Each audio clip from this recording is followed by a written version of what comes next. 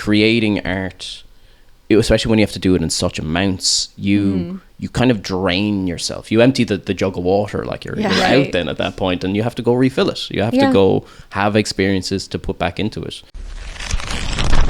Welcome to the Gathered Arts Podcast. I'm Cass, and that's Kat. We're going to sit down with our creative community and chat about life as artists while Lee paints a portrait of our lovely guest.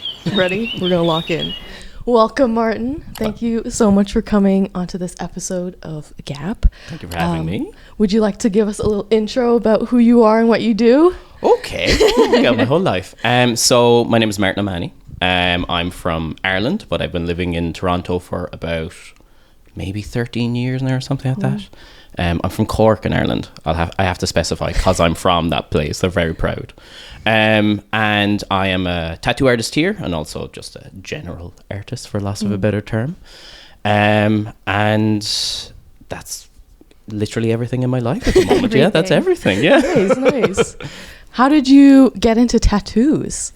Oh, now this is an odd story because when I was a teenager, I was into piercings and tattoos to an extent, body modification to some kind of extent. And I moved secondary school, so high schools. Got kicked out of the first one. I moved to secondary. Yeah. My hair was too long. Oh, how it's come back to bite me now. And then the second one I went to, I ended up getting a new art teacher in the second year. And she came in and she saw I was the arty kid. There was many, but I was obviously the special one. And she was chatting to me and she was like, what do you want to be when you grow up? And out of nowhere, I said tattoo artist. I still don't know why I said that. I'm happy. I'm so happy I said that. And then a week later, she came in and she was like, Martin, you have an interview for an apprenticeship next week with my friend Jerome. Wow. Go have a chat with him. And 2 days later, I had an apprenticeship. That's So insane. lucky. Yeah, right? That was when you were in high school? You had an apprenticeship? Exactly. So I was only 18 years old. I had no tattoos at the time.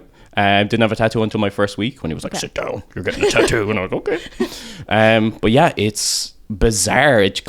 So many people work so hard for an apprenticeship, and I feel like it was kind of thrown in my lap a little bit, which I'm so grateful for, obviously. Yeah. But it was bizarre. It was a bizarre little interaction, but I'm so grateful for Sandra, that woman that helped me out with everything. I mean, that's amazing that you could start so young too. Is there like someone in your life that had a lot of tattoos that just made you like gravitate to something like that? So one of my sisters, Elaine, she does have 2 tattoos. Okay. Funnily enough, they were done by my mentor. Oh. We didn't realize that until years later. Wow. He was like, yeah, I got them done by a guy called Jerome. I'm like, you mean my Jerome? My mentor? How small was the town you grew up in then? Like Cork, it's technically a city. Okay. So it's like 250,000 people. Okay. But Yeah, that's not that bad. yeah, it's fine, right? But like everyone knows everyone. There's no such thing as a secret. Right. Although I walk around Toronto and I run into people I know. Like people from Ireland. I'm like, what are you doing here? Yeah, genuinely. Such a small world. Yeah, bizarre. So so like the chances of it happening obviously were a bit easier to come by. But yeah, she there was that influence that when she got tattoos, and then one of my other sisters, Claire, she went to Prague with like a school tour. Okay. And one of her teachers pretended to be her guardian so she could get a belly button piercing. Oh my God. Yeah, like Cool teacher. Cool Yeah, teacher. really. Definitely should have been fired. But so when she came back with that, I kind of went, oh, we can just do things to our body. We can just do whatever we want to our body. Clicked. So I kind of rolled down. I mostly got piercings at that point in time because I was younger. I didn't know. I'm so happy I didn't get the tattoos I wanted at that point. Terrible things, and I don't exactly have wonderful ones now. But yeah. So it was those little influences. I honestly don't know where else it came from. Like it was definitely, I liked that kind of oddness. I was always an odd duck of a child anyway, quite happily so. But so it kind of fed into that. And I when I was a teenager, I went to an art camp. Oh. It was not as cool as that. That doesn't sound cool at all. But art camp I went to called Fuse. Okay. And while I was there, I was like I said, an odd duck of a child anyway, but I didn't know there was other odd ducks. Oh, So- you found community. Very much Yes. so. Yeah, the Yeah. first year I was like, wait a minute, look at all these weirdos. And it was wonderful. I had a great time with it, I have to say. And it was the first year they had it, and there was just a bunch of things that exposed me to that I really enjoyed. Could you tell us a bit about how your apprenticeship was? Yeah, absolutely. So I ended up having 2 apprenticeships. So the first one I had when I was in Ireland with Jerome I'm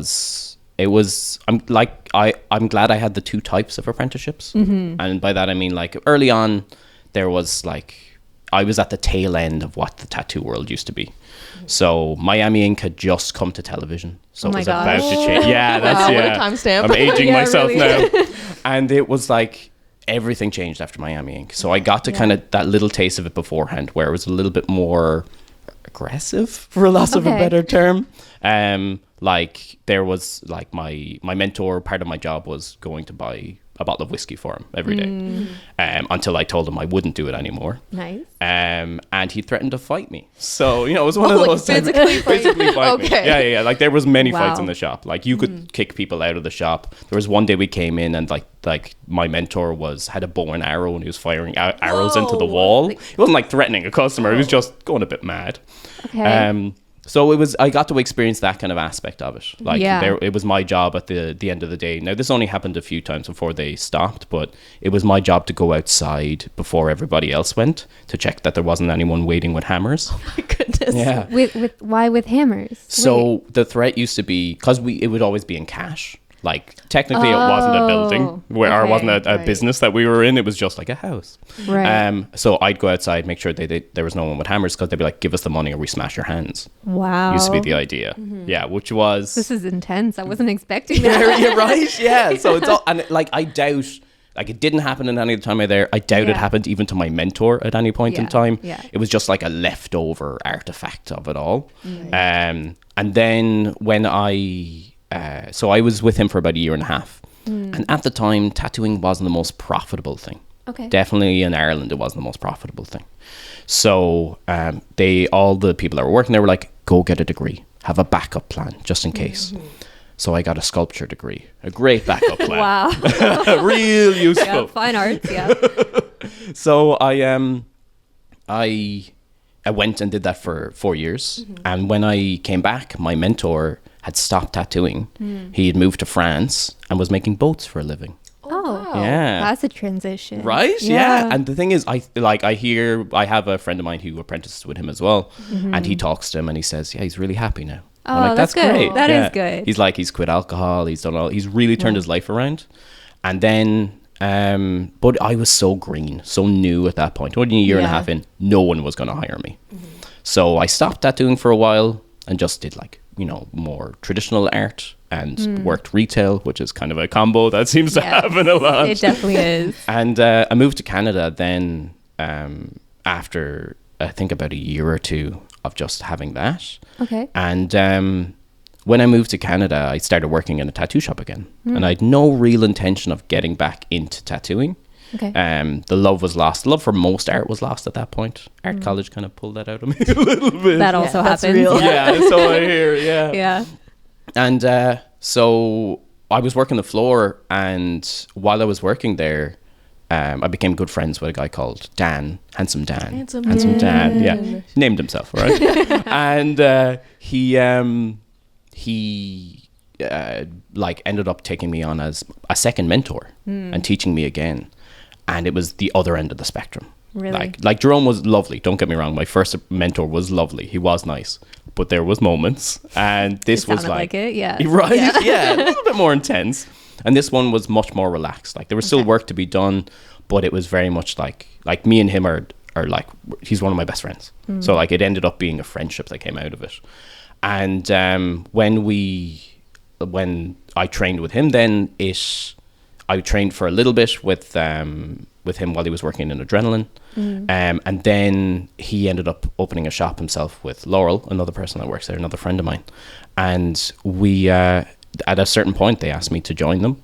And then I became a real life tattoo artist. I feel like with apprenticeships, it's kind of known that there's a lot of like taking advantage of like younger artists. Yeah.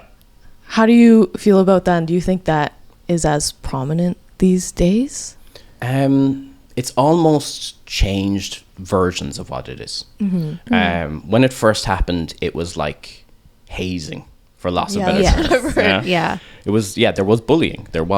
Like, there was things as simple as, like, you'd kick over the mop bucket while they're mopping or something like that, or you make them stay extra late. Or that's so much effort. Like, why would you go through right? that? Yeah, that's just bullying. You're actually going out of your way to harm someone.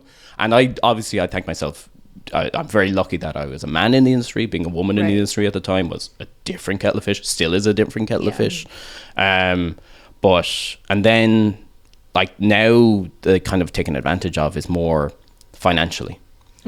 I see a lot of people coming in and starting like tattoo schools and stuff like that, which in the same way that people rejected painting schools when they first came out, like tattoo schools will eventually be probably more commonplace and better made. But now it seems to be a lot of business people coming in and taking kids' money and then giving them a 2-week course, and then all of a sudden they're churning them out. Yeah, it's like, go tattoo now, but no shop's going to take on someone who has 2 weeks of experience. That's not fair. So there still, unfortunately, is people that will take advantage. Just the version has changed, and I'm sure the old stuff is probably still there as well, unfortunately. Great job though, love it though. It's a wonderful field. I mean, I've heard of like these schools before. I think with Kyle, he was talking about them. But do you feel like it's similar in like, I don't know if you've heard of this before, but there's like injection schools where you go for a 2-week course and you can now like inject people with Botox. Oh my God, this is in the States. I don't know if it's in Canada. I think in Canada you have to be a nurse. Yeah, I think so, but I don't know if like how regulated that is. Yeah. Do you feel like the way it's talked about on like social media and just like in communities is kind of lightening how people take tattooing and like the seriousness of like shoving people with needles and like the actual there definitely is something to it. There's something to it. Even the because humans want instant satisfaction. They want to be able to learn quick and do things quick because they're excited, and that's an admirable thing. Be excited about things. And that's why I'm kind of cautious about even rejecting the concept of these tattoo schools, and even to the same extent those type of schools, if they were thought, cross-contamination, biohazard, all these really important things that kind of get forgotten about instead of just drawing pictures. Then I would support them. I would support that idea. But yeah, definitely. Yeah, like everything, social media is kind of ruining everything to an extent, and giving wonderful things. I was even thinking about it the other day. I found so many wonderful artists through it that I never would have found. But yeah, people are missing out on the importance of the experience, I think, because of that speedy, you want that feedback, you want that instant gratification, like I was saying, where you want to be a tattoo artist. Right. The learning experience along the way, even as simple as mopping floors or wiping down stations, that's all part of it. And then eventually you're like, oh, I know how to clean, I know how to do these things. They're all vital. They're all so important. And I can't help but think probably with the injection things as well, there's all those things I don't know about because I don't know anything about those things. But like, there probably is just umpteen things that you're almost cheating yourself out of. There's a fun bit to learning. Learning is the fun bit, Yeah, exactly. I think people forget about that. Like, learning is something that you should strive for and not just try to like get over it. Yeah, exactly. Yeah. It's like even like making a piece of art. Like if a finished piece is lovely, don't get me wrong, how satisfying. Oh my God, the endorphins. But like enjoying the process is so important because that's 90% of it. Yeah. It's about the journey. It's about the journey, man. Trust the journey. Which is true. As cliche as it is, it's so true to trust the journey. Like, and I'm saying this to myself as well. At this point in time, I'm like, remember, Martin, enjoy the journey. It's hard sometimes. Yeah, you have to remind yourself. It's constant work. Yeah. Which is perhaps in the end why it's so enjoyable because... I sound like an old man. Good things take hard work, but like hard work is important. It's gratifying. It is. Yeah. I wanted to ask you a bit about social media. How do you feel about the role it takes? Because I feel like with tattoo artists, you can't just be like an artist. You gotta content create, like marketing, all of that. Yeah. And it's all on social media. Yeah. How do you feel about that? not great. Not a huge fan. It's like I was saying before, when I went through the first apprenticeship and then moved on to the second apprenticeship, I got to see that old way that tattooing was. Yeah. Like people would just walk in, pick off the wall, or if you had a book, Insane to me, actually. Right? It's so spontaneous. Yeah, Like, I it's could so never. bizarre. And like the modern day equivalent still exists, which is Pinterest. You go on Right, Pinterest and you pick yeah. your thing, right? That's a new tattoo wall. See, there you go. That's what it is. And that's why I try not to like, so many people dislike Pinterest tattoos. And like, if someone dislikes your tattoo, can I curse yet? Fuck them. Yeah. Fuck those people. Because like, you're meant to get whatever you want. Like, it's your body. It's the one thing you know in this world you can do whatever you want with. Yeah. Even though people try to interfere with that all the time. But yeah, the Pinterest, that's the new flash wall. And like, these little things change. So technology can be a wonderful thing. Like, even social media can be a wonderful thing. Like I said, I've found so many tattoo artists through it, and been inspired through it.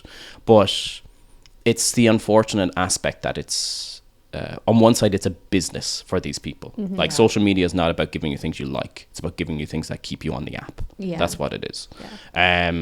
And like, a new learning curve for me. Like, I envy the people that are coming into the industry now who just know it. Like, social media, maybe they just don't know it inherently. That's foolish of me to think, but there's more of a leniency to, or more of a tendency to understand these things that I'm an old man and I don't know. In the worlds of technology, I'm geriatric.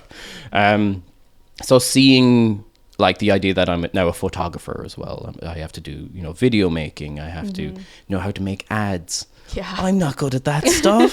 I draw pretty pictures, man.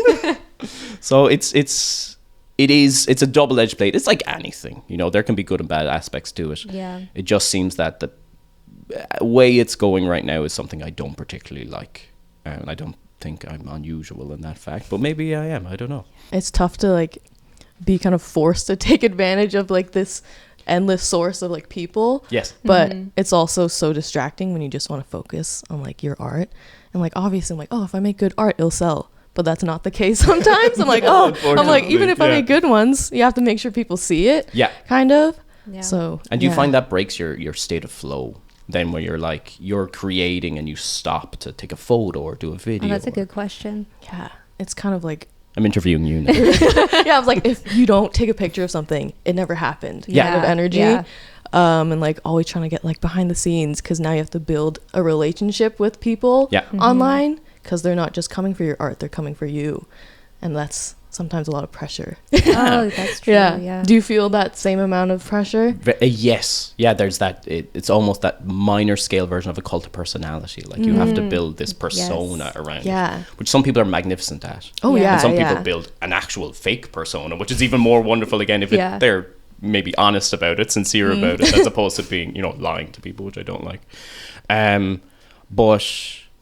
But yeah, the way you said earlier, like the take advantage, it seems to be like, even the advertising, it's about almost tricking people into getting a tattoo. Yeah. It's never about just going, here's my art, do you like it? Yeah. It's like, I'm in your face constantly, or, you've only got a week to book this tattoo, otherwise it's going to be gone, Discounted for 24 hours. And then after 24 hours it's discounted sales. again. Yeah. Flash sales. Yeah, all these things are things we have to do now, which are manipulative, but that's business. Yeah, but I it is despise business. that about business.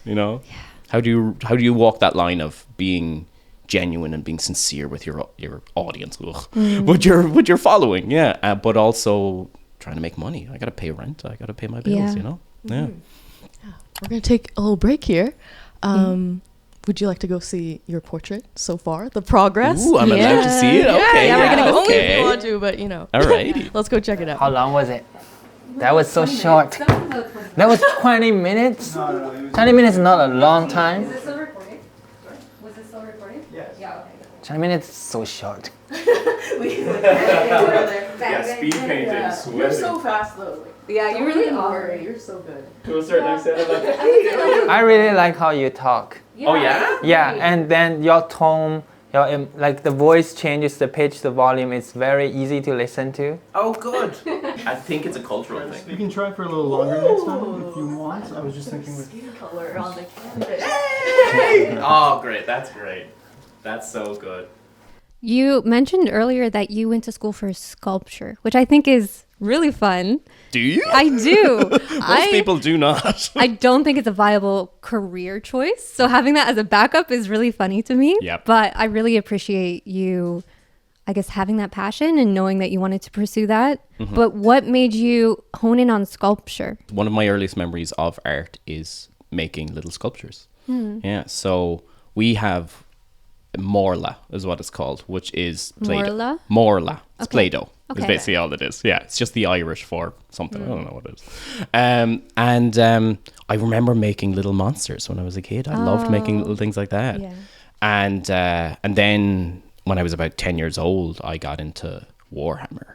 Oh, okay. And everything Yeah. changed there. So I've always been about more like I like to draw, but my true love is physically making things. I love to physically make things. So when I was doing my the first year of my university, you got to try everything. Yeah. That foundation year, and it was between sculpture and ceramics, both physical versions of things. And the reason I went with sculpture was because it was maybe a little bit more conceptual, I suppose. But yeah, even still to this day, sculpture. Like I'll sit down if I'm bored. You know the way some people might doodle or something like that. I'll make a weird little thing. I find it so interesting that I feel like with tattoos, it's the most 3D like a drawing can be, because it's like on a body. Yeah. And you have that background in sculpture. Is the tactileness of tattoo is that what kind of attracted it to you as well? That it's more, I guess, like physical. It's not just like drawing on paper or like painting Honestly, on a canvas. probably, yeah. And maybe in a way I didn't realize when I first got into it. I ended up working with a woman called Trisha Callahan, who exposed me to what at the time was referred to as like modern primitive. So it's stuff like heavy black work like I have on my arms, and like dot work long before it became as popular as it is now, and using the body as a canvas. Okay. Very similar to like, the black square piece. That's just it's the canvas is the art Yeah. at that point. Right. And like images on skin are beautiful. I that's what I do. I do images on skin, but acknowledging that the body is part of it, and like how it's not a piece of paper, and that's why it's so fun. That's why it's so whimsical, and it's human at that point. Yeah. And it has this is a word you have to be careful with in tattooing world, but errors, because you don't want a tattoo to have errors, but it has a humanity to it. It has a realness to it that I quite thoroughly enjoy. And I don't think that was in my head when I first got into it, or maybe it subconsciously was. But now that is one of the things that I enjoy about it, definitely. Yeah, I was quite I liked working in my room, when I was a little weirdo art kid, and now there is no choice. You're on another person. Yeah. And you have to have that interaction with them, which I love now, but I had to learn to love because I'm shy. Yeah. You don't seem shy. No, I learned real hard how to not be shy. That's it. I was that shy kid, and now another thing I learned from tattooing was that ability to communicate with people, and that's wonderful. Like humans, even though sometimes you might think otherwise, are wonderful. They're great little creatures, so they are. So that interaction is nice, and another part of tattooing that's important, I think. Definitely. Yeah. You were saying that you fell out of love with art, which I find really interesting as someone who is still, I guess, having a career in art. Do you think it's a career itself that made you fall out of love, or is there something else kind of playing in there? All of the above, I think. The Okay. career definitely didn't help. Yeah. That's for certain. Being forced to push through, and also maybe did help because of that. Because, sometimes you get your artistic block, and often the best way is just to push through, as hard as that is. And I don't have a choice. I have to push through. But yeah, I fell out of love. I think my view of love, or my view of art, has changed throughout the years, which it has for everybody, I'm sure. And when I went to university, I just got shocked.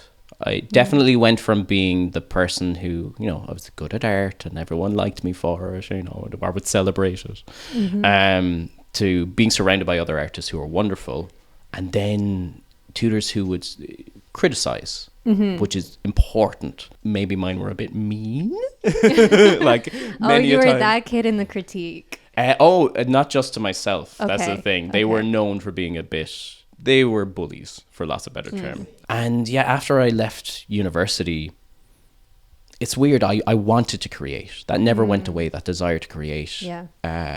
But like the idea of creating, it seemed to have more questions now. It had rules now. Like when I was younger, it was like you sit down and you draw a picture. Right. Then it turned into, why are you drawing this picture? Yeah. And that's what I had to lose.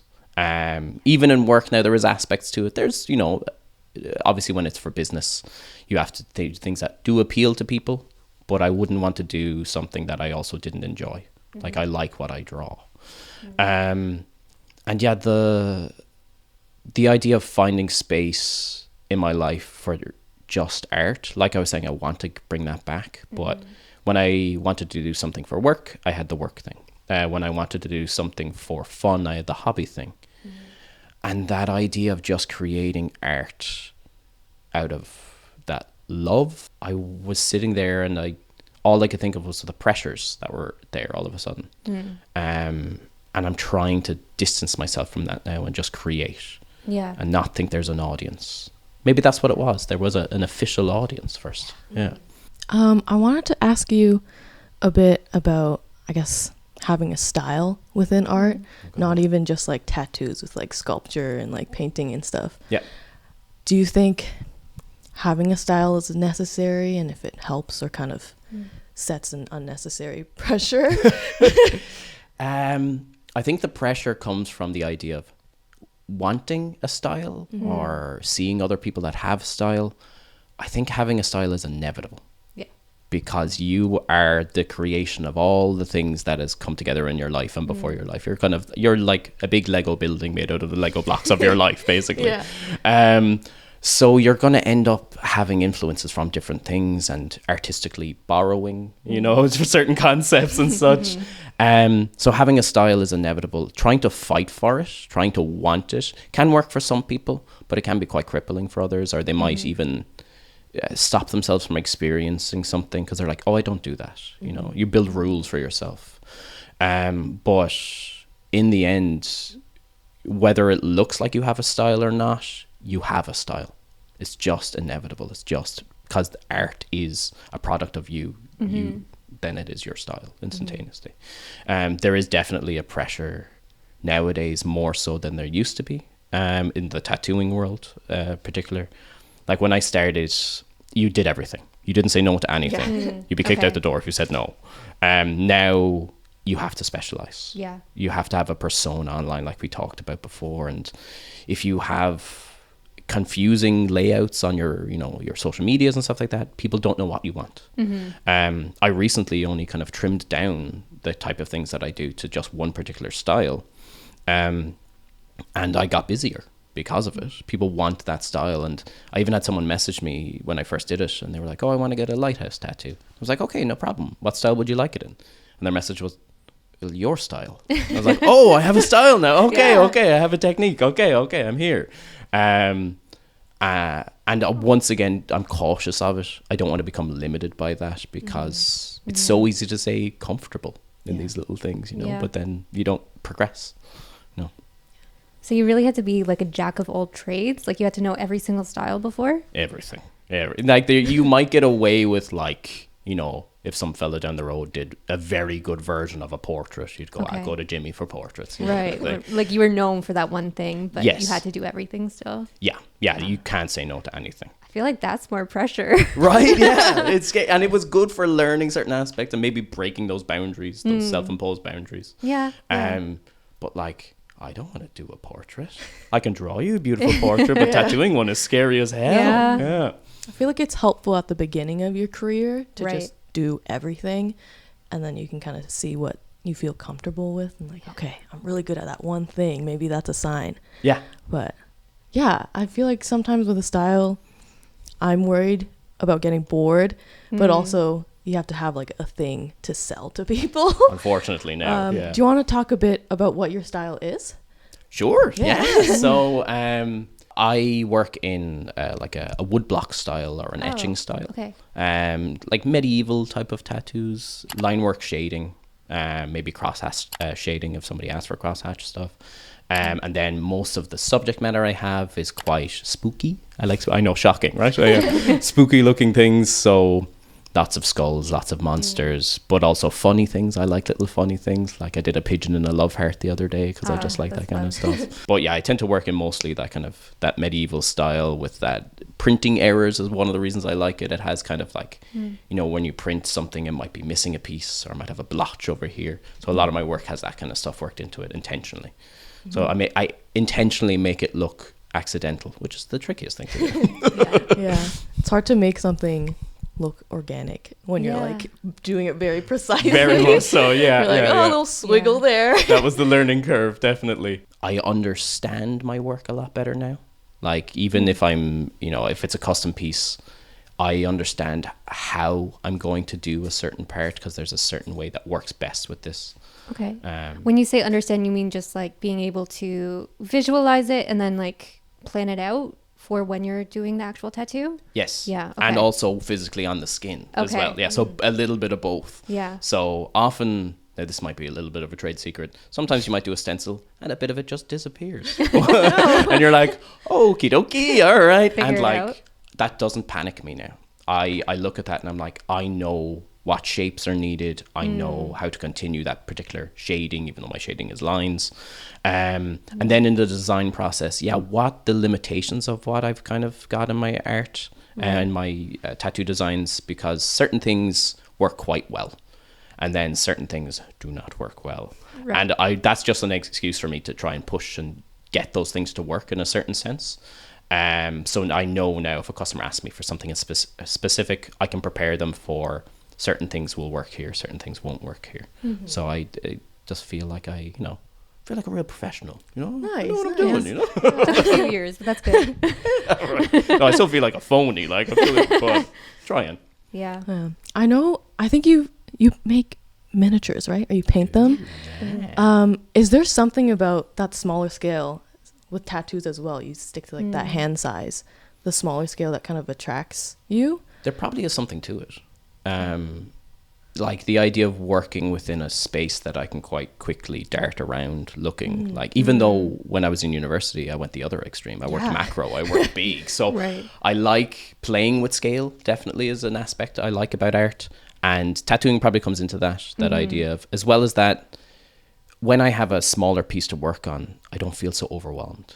Okay. Yeah. It takes less time too. Yeah, so that's it. Because it's almost like you're mentally holding your breath during a tattoo. And then afterwards you can breathe again. Yeah. But there probably is a correlation between the two. But also it's definitely down to lack of trust within myself to take on a bigger project. It's kind of, I feel like I have to build up to it. So it's still like a little bit of self-doubt in ways? Very much so. Very much so. And maybe knowledge of my technique. Like I am pushing. I did a piece the other day that was like a thigh piece that was maybe about like 8 inches tall or something like that. And that was a little bit further, a little bit sweatier. There was a little bit more work to it. And I felt so happy about it. I was quite happy about it. Yeah, I feel like being open to like growing and changing as you kind of learn new techniques is really important for art, any form of art, really. Very much so. Even anything in life, just being open to it. And that's something to learn in itself. Like I'm still learning it, and it's being okay with not knowing something. And then learning that not knowing something is the first step to knowing something and going, I don't know how to do this. How do I do this? And like one good thing, we were talking about social media and stuff like that. You can learn so much from social media or just sometimes the internet. Too much. Way I too like much. the wrong stuff. I've seen things I can never unsee. I feel like with tattoos, there's always like, you never know who's going to walk in the door. Yes. And now it's a little bit easier because usually the interactions start on social media. But I guess as an introvert, does that stress you out when you're like, oh, who's going to come in? Who do I have to talk to for like 2 hours straight? How are they going to react? Yes, it still does to this day. And like I've taught myself to be quite social. And I love to be social, like I was saying earlier. But I definitely benefited from working in street shops before the studio we work in now. That's quite a much more private studio, even though people can walk in off the street. But I worked in a store down on Queen Street. And like people, we'd be open till midnight. And people would just walk in, some of them would be drunk and stuff like that. And you just kind of get used to that kind of interaction. Definitely Irish people are quite chatty, as it is anyway.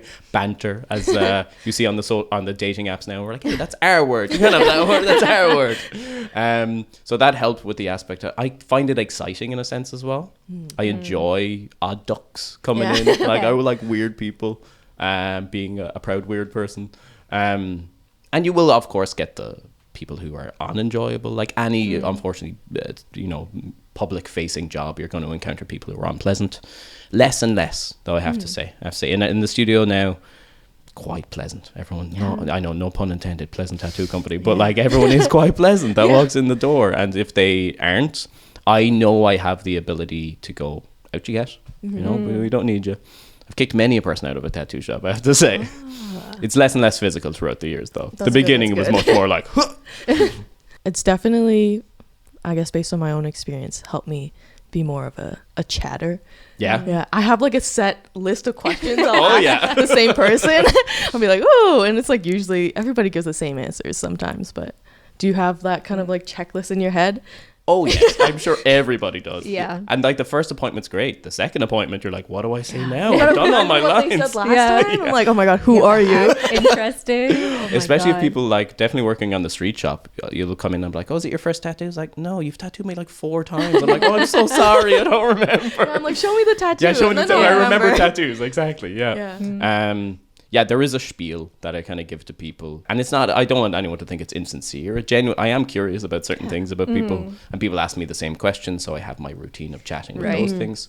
But that's just kind of, I don't begrudge anyone asking me the same question again and again, because that's so human interaction. Yeah. Like someone walks in, they're probably going to talk about my arms or my ears or something, and I'm like, fair enough, look at them, for fuck's sake. So there are definitely those aspects. So I wanted to ask you a bit about your flash, and if you've noticed a difference between your best-selling flashes versus your worst-selling.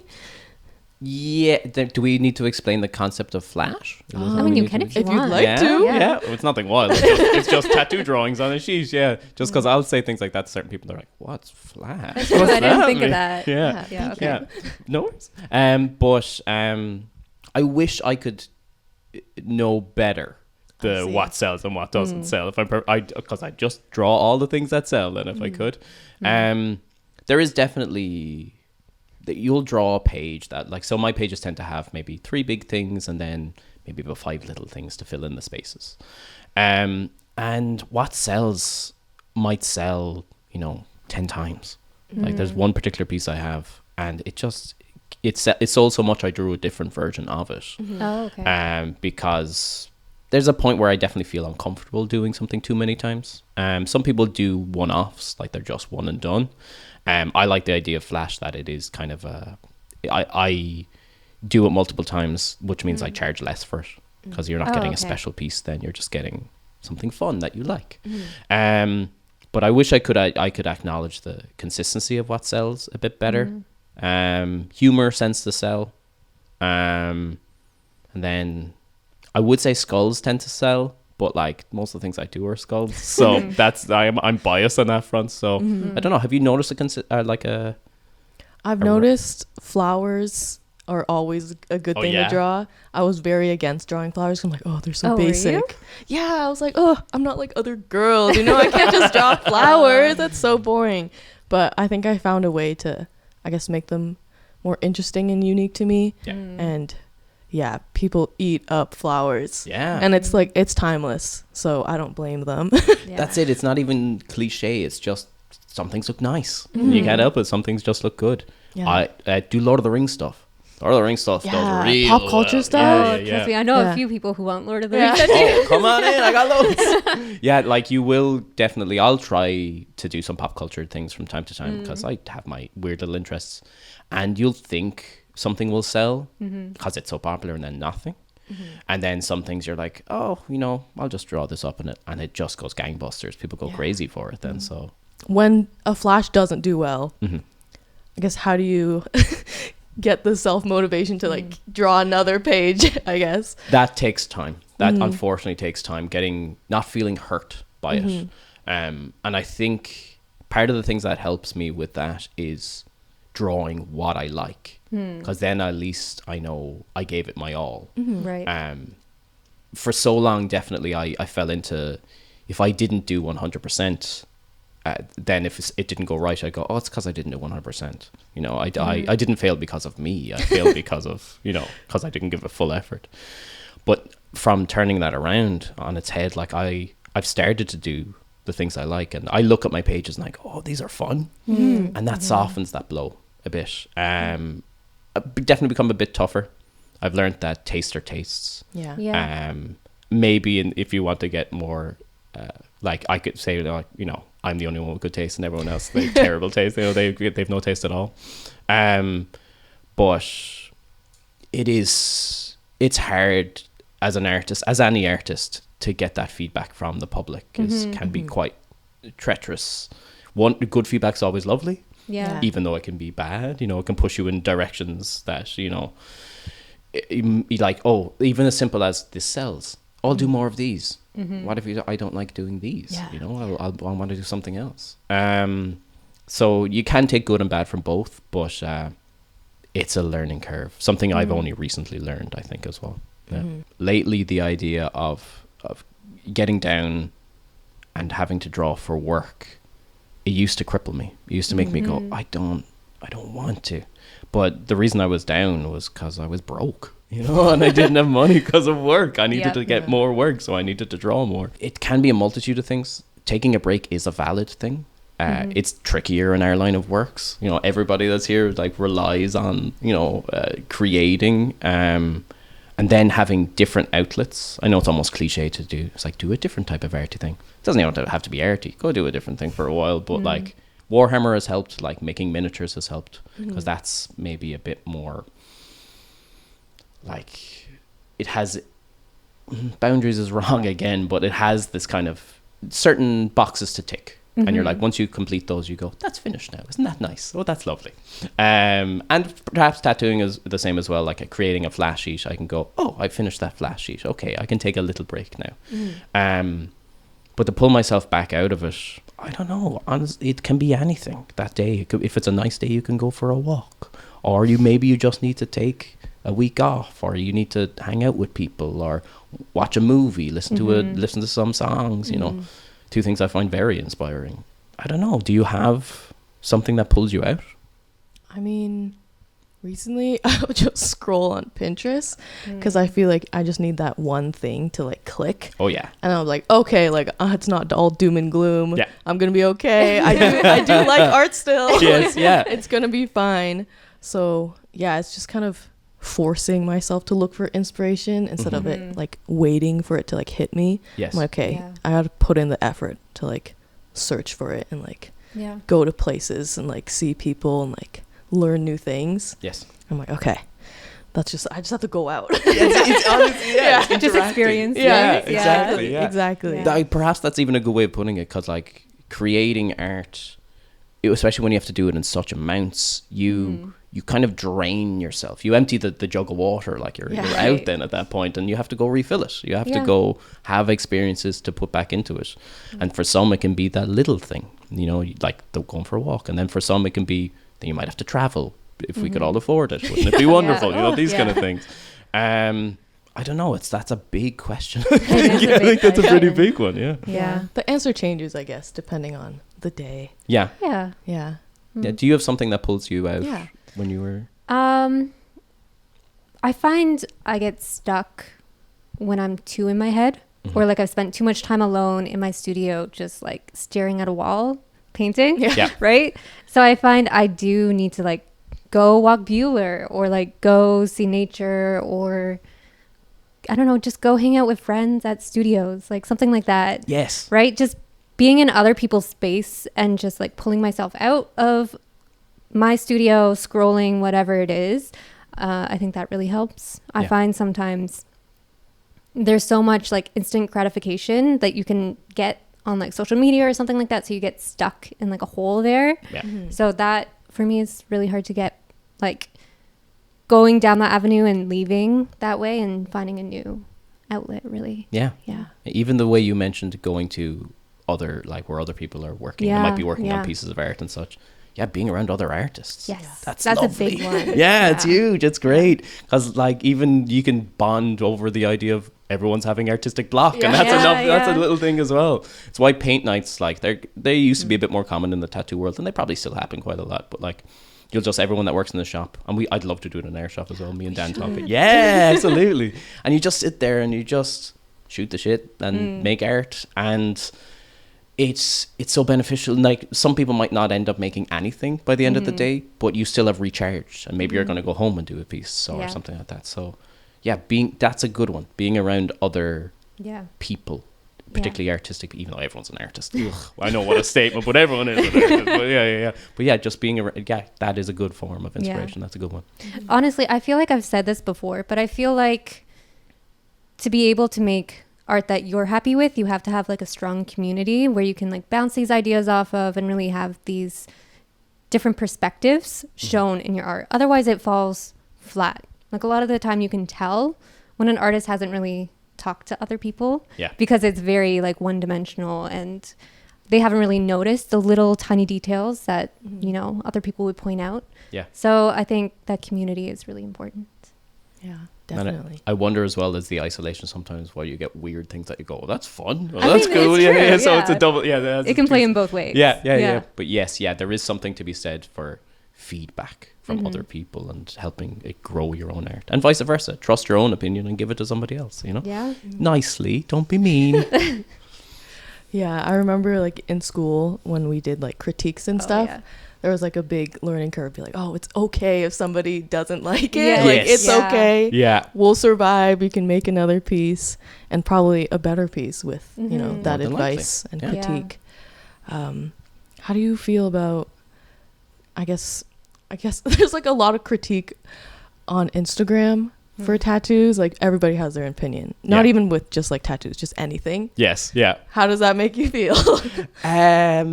Thankfully, I think there's like certain brackets of what type of feedback you're going to get. Like maybe the people that have like a letter in their following, if they've got like 10k or something like that, might get different type of feedback and stuff. So like even I have an account for my hobby stuff, and like I've had people in my comment section that are having conversations like as if I'm not going to read them. Oh, interesting. They'll talk about it from like an almost an outside perspective kind of thing.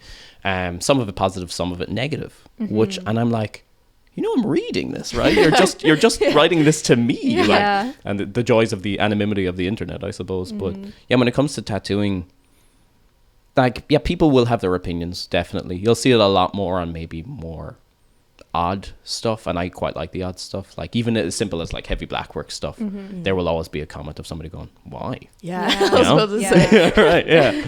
And that's the soft version. You know, they can go a little bit more intense. Do you also find there's a lot of feedback from like your peers and a lot of judgment in ways? Quite the opposite, I have to say. Yeah, people are quite supportive often. Yeah. Like if I'm drawing something in the shop, without doubt, at least one person's going to come up and go, "What are you drawing?" "Oh, that's rad. That's so rad." And I believe it because we all like each other's stuff. And like, just because it's not necessarily a style I might work in, I'm still going to go, "That looks so good. That looks fantastic." Like I watched you tattoo yourself the other day. And I was like, "That's sick." It's like it's a logo for my middle school. Shout out Vista Heights. Yo. Don't dox yourself. Oh my God. Anyways. I don't live there. I don't live near there anymore. But yeah, so like it's quite encouraging, and that definitely depends by shop. Like, you know, you can have cruel people around you, or people. I think most people, if they don't like your stuff, they won't even say anything.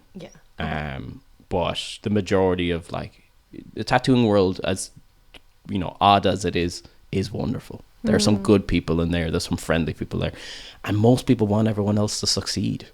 That's the hardest thing about these tattoo schools. Like they're putting these people in, and like I don't want to gatekeep because I want more people in this community. I want the more people there is, the more cool art there's going to be. Like it's just going to work out that well. So I want people to do well, and encouragement is important.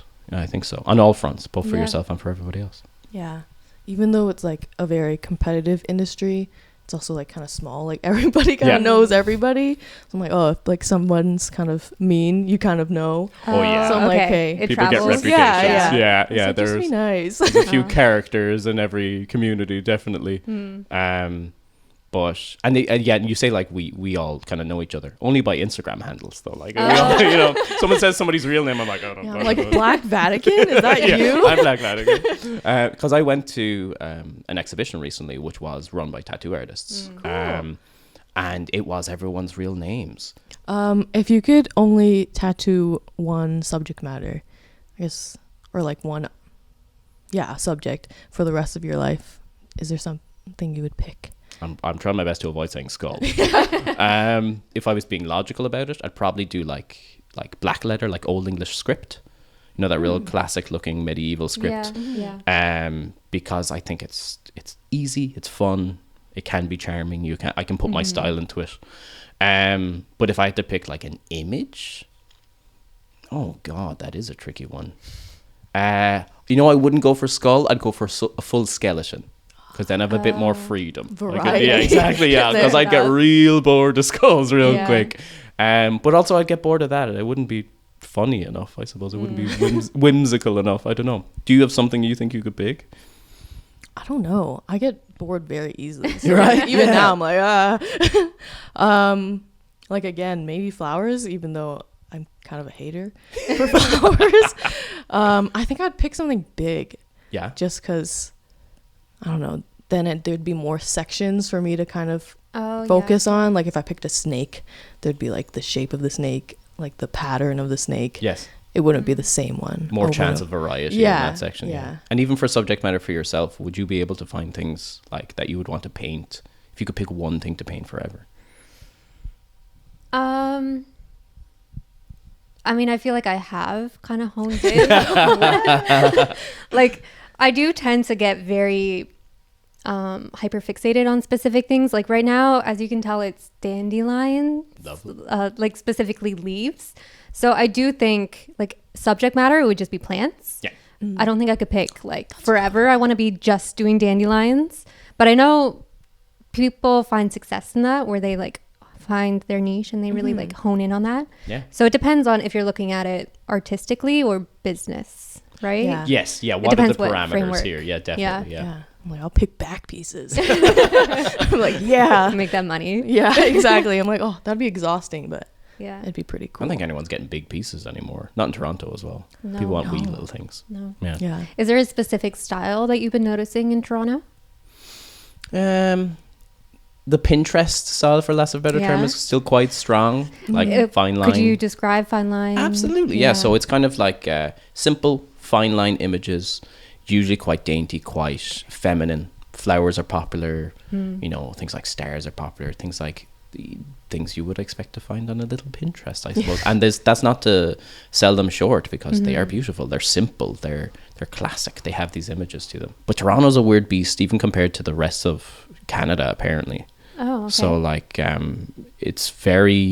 it's much trickier here, while in other places there seems to be more desirability for different styles, seems to be. Oh, so you're saying it's just like more honed in here in Toronto? Yeah. Like you need to be specific?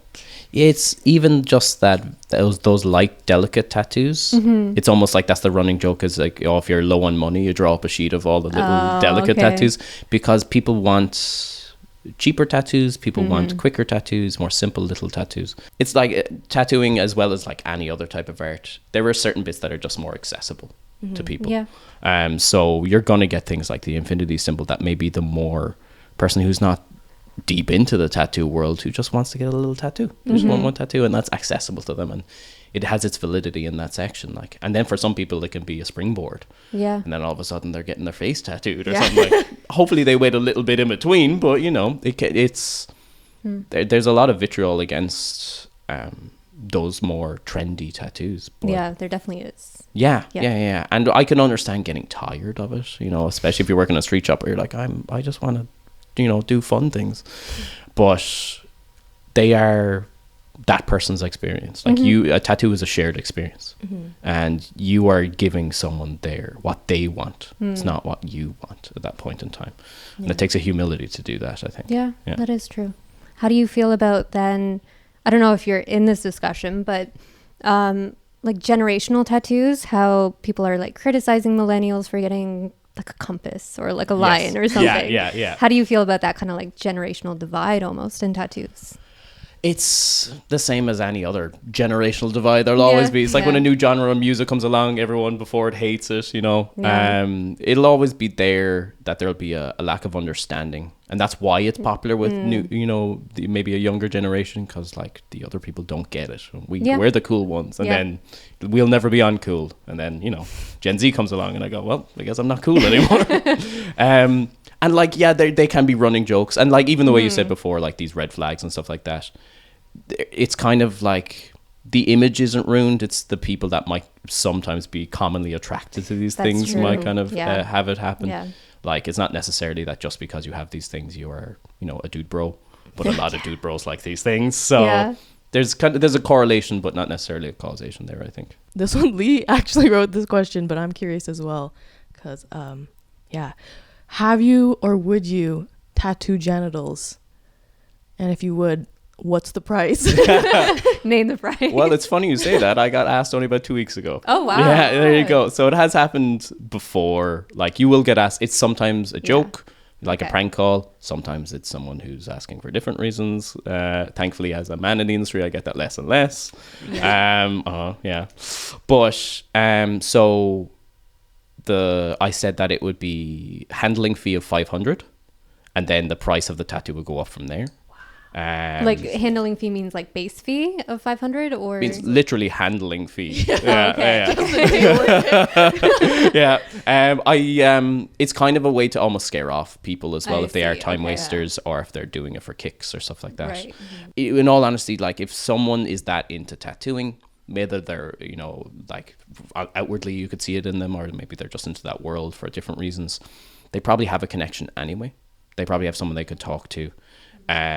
Because it's a bit more of an extreme modification. Not that it's wild or anything like that, but I haven't ever tattooed any genitals. I've gotten near the areas. The main thing is it's like any other thing, making someone feel comfortable, because like stretching happens when you do a tattoo. Like you have to stretch the skin, so sometimes your elbows have to be in certain places and stuff, so you have to be careful with these kind of things. But I'm open to it. Yeah, if I get a flood of genital offerings now, I'm going to play you guys. Start rethinking it. Yeah. I always find it interesting whenever I get those like DMs. I'm like, I can't tell if they're actually being serious or not. Like, I don't think I'd personally do it.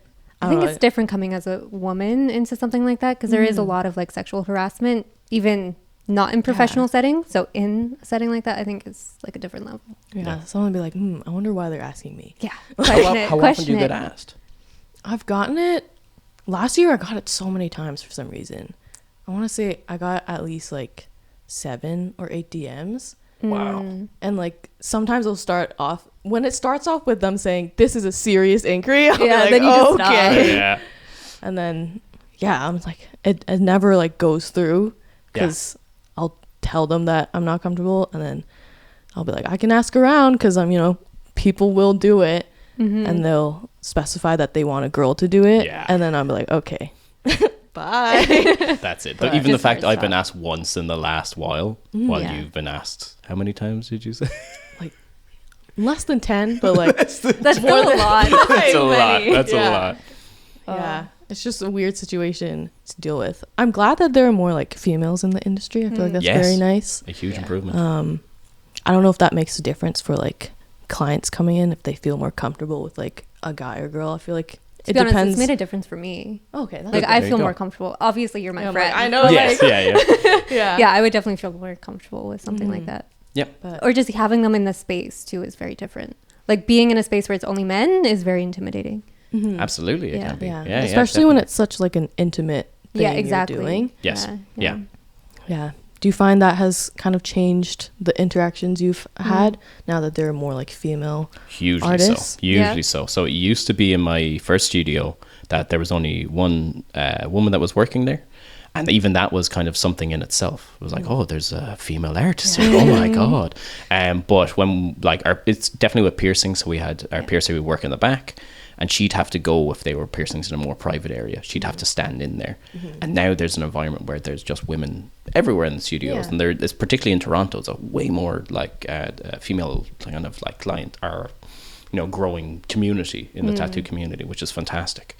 And yeah, it has gotten rid of the gross aspects of it, some of the gross and the old curmudgeons and stuff like that. Yeah, it's improved it very much so. We're gonna test your skills as a tattoo artist. Okay. So I'm gonna go get some things. We'll be right back. So for this challenge, we're gonna get you to stencil 2 circles on my arms as symmetrically as possible. Wonderful. Give you a bit of a challenge. Yeah, a bit of a challenge. Yeah, My God. You don't have to tattoo it. You just have to stencil That's it. the hardest bit. But yeah, here are all your materials. Good. Okay. Give it your best shot. I'll give it a try, absolutely. I would just want to say this isn't a clean environment. Wouldn't normally be tattooing in this type of environment. What, a stool isn't good enough for you? Stool isn't good enough. With a beautiful little dog hanging out at the side. Alrighty then. He's a judgmental one too. He'll be watching you. Oh, I'm sure. Most important thing is always to clean the area first. So, touch my arms, thank you very much.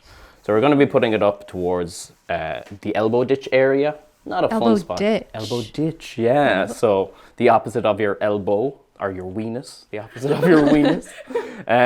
So it's just a more flat surface. It'll be, basically I'm making life easier for myself by putting them up there. Normally at this point we'd shave it, but we don't necessarily need that for this example today. So this is stencil stuff. It sticks on the stencil. It's actually called stencil stuff? That's what it's called. Oh, yeah, okay. I wish it had a fancier name. Stencil application fluid? we get no, that's not confused. good. Yeah.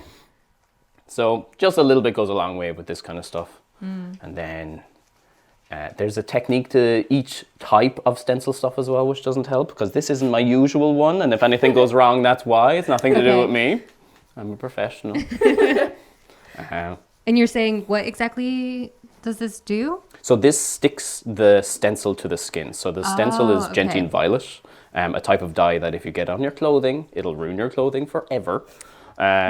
So this just helps that transfer over. So can you speak to why circles are so difficult to place? Right. So even to draw a circle on a flat piece of paper is difficult. Yeah. Because the human eye is so good at recognizing when things are a bit wonky donkey, particularly with circles. Yeah. And the human body is not flat. So what looks like a circle maybe right now might end up looking like an oval, and you'd have to adapt to these things. Normally at this point, we're like, it's about here? Would you like it about there? Yeah, okay, perfect, thank you. You have no choice in the matter.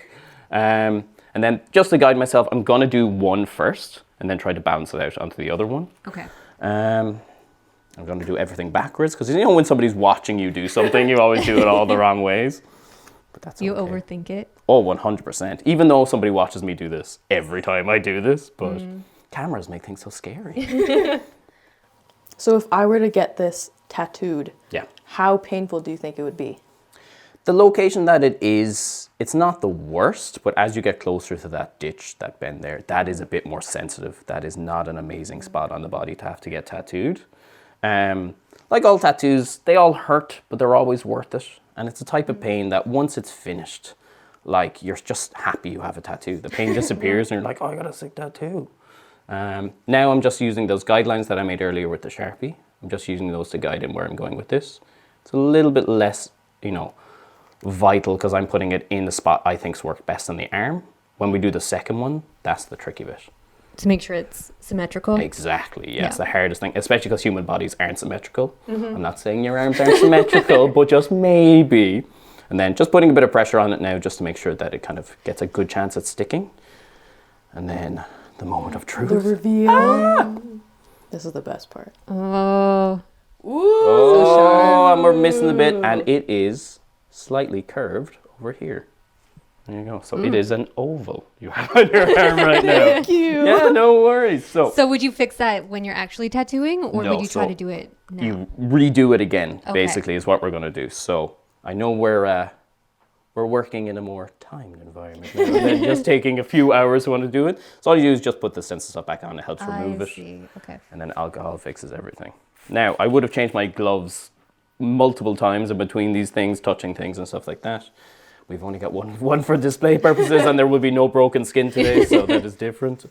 The purple sticks around. That's not the worst thing in the world. I can see where it was, so it can kind of guide me in my next process. Yeah. I kind of like the ghost. Yeah, right? ghost. Yeah. Because sometimes you put it on the exact same spot and you're like, oh, okay. Did that for nothing. How did I get it perfectly in the same spot? Perfectly wrong. And you can reuse the same stencil? Like the ink still will transfer? Yeah, you get about, God, how many times would you get it? You get a fair few tries out of it. Okay. The only thing that stops you from being able to use it is sometimes the ink can spread together and get a bit blurry. Okay. Or if the paper rips. But that's why I'm like, just if you want to retry where your stencil is, try it again. We can just do this again. And we make these in a machine. We don't do it by hand anymore, thank God. Oh, you had to do it by hand. I didn't think of that. Yeah, that was my first apprenticeship, making them by hand. That was half my job. And if you run out, if the stencil doesn't work that time, you're livid. Now, That's a there circle. we go. Wee little purple. Technically, we could have used the same stencil for both sides, but unless they're different circles. Are you trying to trick me? Is that what this is? One's a like ruse? slightly smaller. He's on to you, Cass. Just trying to make your life Alrighty then. difficult. So, I'm going to get you to put your two arms together like that. Now at this point, obviously this has changed shape. It's no longer circular at this point, but I'm just using it to help my eye find where the end of it is. And I can kind of go from there. And then the framing, because I got to pick the framing of the spot, it's not too wild. I'm going to use a nice amount of flesh on either side of the circle. It's funny, so even at that now, so when you move your arm, obviously the skin stretches. So while something is a circle here, when you stretch out fully, then it might be a bit more oval, or it might go oval the opposite way then. It's one of the joys of working on the human body. What's the hardest spot on the body to stencil?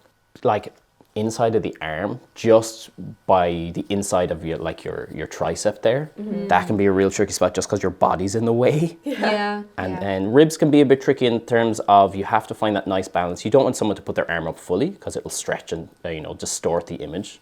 Right. So you have to find that middle ground where they're not in your way, but you can still stick it on. Oddly enough, the tattoo in the arsehole, that was not too tricky. That was okay. That was fine. Just move things out of the way and get in there, Wow. Do you feel like people are asking for symmetrical tattoos more often? Balanced tattoos seems to be more Balanced. popular than symmetrical tattoos, which I'm delighted about, but yeah. Balanced as in... So people will want, say, one thing on one arm and maybe another thing on the same spot on the other arm. I see, okay. Or maybe like up here and then on the wrist on the other arm, just so the eye has a way of moving around the body. Oh, so people are really thinking about like their body as a canvas. I think so, yeah. And maybe it's even subconscious. They're like, when I look in the mirror, I think it would look pretty here. But everyone has the ability to judge, a certain amount of what works and what doesn't work. Yeah. Which is why it's always vital to be like, what is in your head? Tell me what's in your head. Draw me a picture. That always helps as well. Nice. Yeah, That's a good circle. Yeah. We got circles. Yay! Thank you. No worries. You know what? Right. That didn't seem that hard. I don't know. Really? Yeah, no.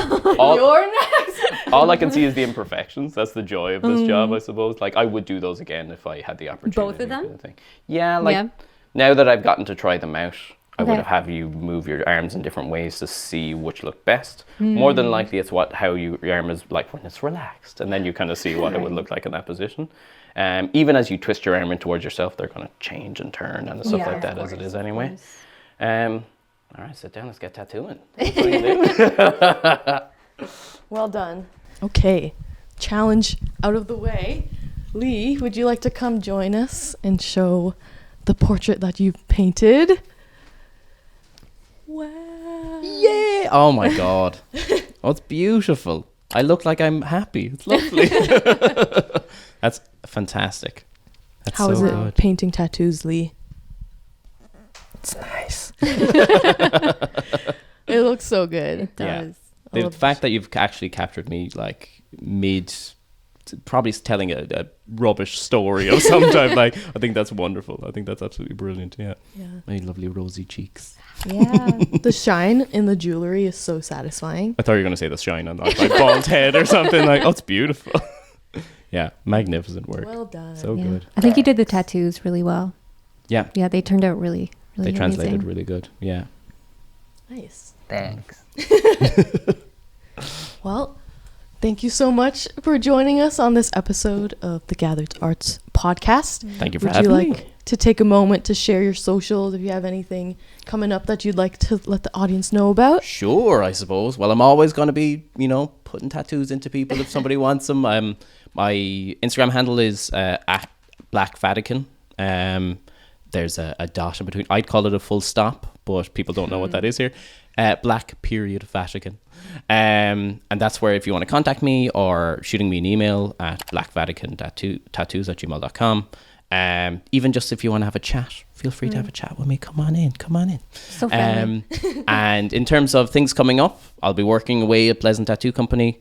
I'm very interested in doing some guest spots. I'm interested in doing one up in Montreal at the moment. Yeah. Nothing can be confirmed, mostly because tattoo artists can never take anything seriously and plan anything well. But that is something that I have possibly coming up. And yeah, if you want, get something cool. I do other things apart from skulls. But if you want something spooky, something fun, then feel free to reach out. Absolutely. Nice. So much fun. If you want to subscribe to us, please do. Follow us on Instagram at clk.to or go on our website at clkco.ca. Nailed it. But yeah, that's it for this episode. Thanks again for listening, and we'll see you next time. Right. Bye. Subscribe. Okay. Cool. Thanks so much for coming. No worries. So is that a wrap? Yeah. It's a wrap. Doesn't somebody have to say that? There you go. Yeah.